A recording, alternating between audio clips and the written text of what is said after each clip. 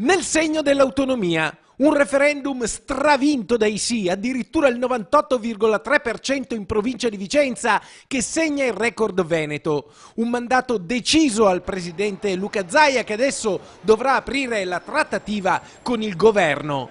Un messaggio importante, un mandato importante al governatore del Veneto Luca Zaia per andare a Roma, battere cassa, chiedere maggiori competenze e più risorse. Sì, credo che il presidente Zaia abbia ora una grandissima responsabilità. I veneti gli hanno dato un mandato molto forte, molto ampio nella trattativa con il governo. Su questo sono tutti d'accordo, da destra a sinistra. Il referendum ha dato forza a Luca Zaia. Il confronto con il governo sarà sulle competenze, ma anche sul federalismo fiscale, perché un Veneto con più deleghe avrà anche più costi e quindi avrà bisogno di più risorse. Io credo che il vero tema su cui Zaia adesso si deve impegnare è fare in modo che il Veneto possa tenere qui una maggior quota delle sue tasse. Il risultato del referendum però è importante anche in vista della corsa per la poltrona di sindaco. Chi raccoglierà l'ereditaria, chi le variati, dovrà infatti giocare la partita dell'autonomia per il comune di Vicenza.